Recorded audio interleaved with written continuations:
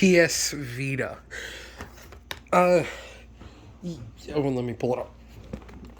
Yeah, this little console is still impressive 10 years later. I don't play... I do play this one more because I'm more of a... Oh man, I can't talk right now. Anyway, I'm more of a Sony guy myself. So I do play this one quite a bit. But the PS Vita, if you don't know what it is, that's kind of surprising. It's surprising, but this thing's cool. It released December 17th, 2011, February 7th for here in the US in 2012, and 2013 in Europe, I believe. So this console, if you count the earliest release date, is 10 years old now. No, almost. About 9.5. It's a very old system. Of course, here I have the 1000 model. As you can see, it's a little dirty. Hold on. You're going to see my hand. As you can see, PH1101 1000 model with the OLED screen. People, and there was a Slim that released about a year and a half, 2 years later, which has a just normal LCD screen without the OLED, so the screen is not quite as vibrant as this one, but the battery life is better, and some slight improvements. Personally, I would rather have a better screen, because it's something I play games on, and the games do look fairly sharp on this thing. Go ahead and start it up. I was about to say, I know I charged it. And this, as many know, is the predecessor to the PSP. I've got mine right here. As you can see, this console right here, here are some of the differences.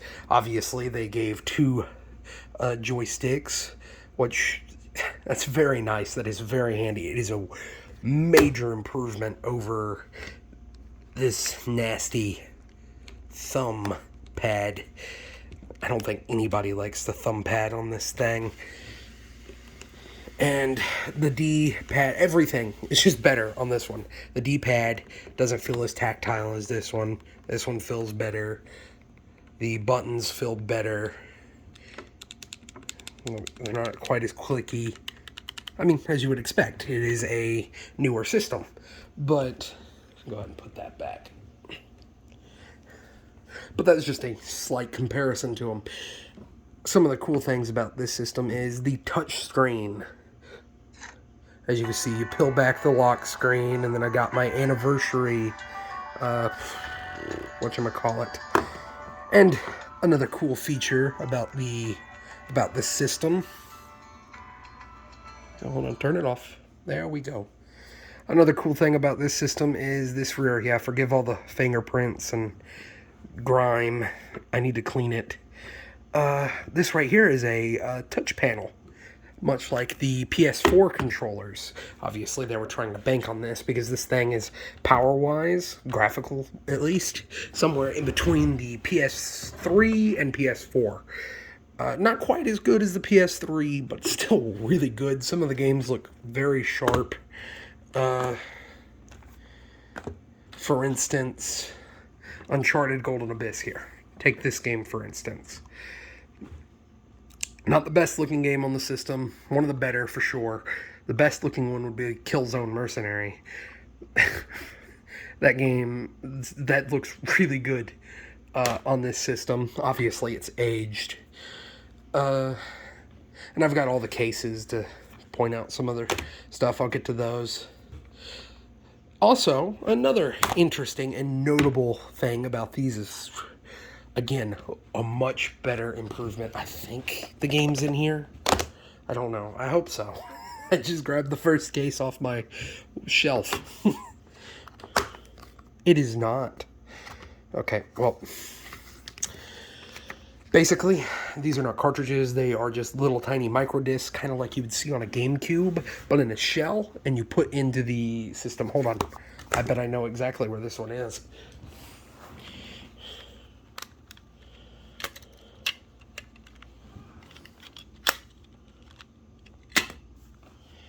There we are. You saw my floor for a second. Yep. My terrible, awful floor. But yeah, see, this is a PSP game in comparison to a... We'll get Skyforce here. Oh, I bet that's not in there. We'll get Undertale. That's not in there either. Okay, we'll pull the current game out of the Vita. By the way, sorry for this camera being all over the place. I'm working with one hand here. Skyforce was in it.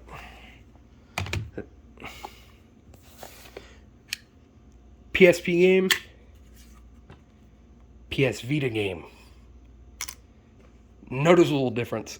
These have a tendency of scratching up and having disc-related problems. These will outlive those by they'll probably outlive us on a focus. These will probably outlive us.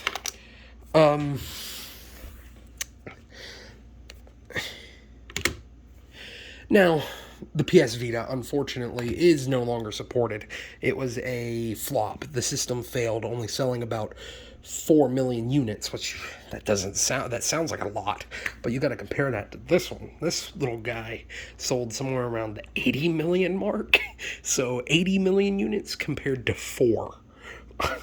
Not to mention there were some just awful, abysmal things about this system. For instance, the notorious memory slot right here. I'm not going to pull mine out. Right there, as you can see, sort of. You only could use official Sony memory cards. And those they didn't make a ton of, so they're getting pricey and only going up in value as the system gets rarer and rarer. What's this? Limited run. Oh, yeah. No, don't. I have to pick that up in a second. That goes to my limited run game. The Collector's Trap. But yeah. Oh, come on. There we go. There we are. But yeah, you couldn't use that. It also has a camera. It has a front-facing and rear-facing camera. They are not good. They are not good. The sound quality out of this system is really good.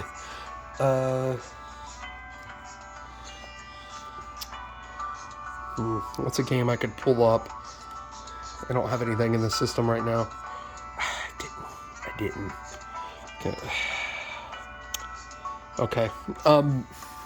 As you can see, half of the system right now. And what this system right now, what you would buy one of these for is emulation. These would be great for emulation.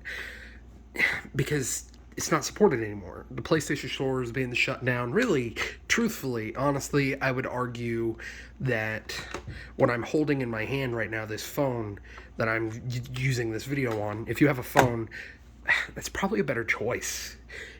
But homebrew support. But even then, again, they're shutting everything down on the Vita. It's getting to the point to where there's a couple of games that they only have on the Vita. For instance, no, not that, not that. This one, Golden Abyss. It's getting to the point where that's the only way to play it is the Vita, unless you want to emulate it, which I don't think Vita emulators are that good. It's starting to become a collector's piece. It's now, to be fair, there is still a reason to own it. Homebrew support and all that is fantastic for these systems. Even though it lacks the first-party library as something else. Great. Not to mention, there's a bunch of different cool options. Most of them from Japan, but these systems are not region locked. They have no region lock on them whatsoever. I've been wanting to get different variants because there's a bunch of cool variants of these, especially the Slim. There's so many cool variants of the Slim. But yeah, it's a really good handheld. I know me talking about it's just kind of loose, but it is most definitely worth it 10 years later. Well,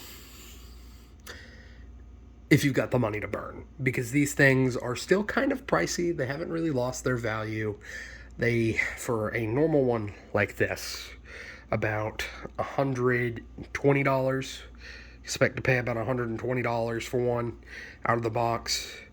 You're going to pay about $80 more for one in a box complete, and you're going to pay about $300 for most of the special editions. Some are more than others, but for the most part, they're all $300.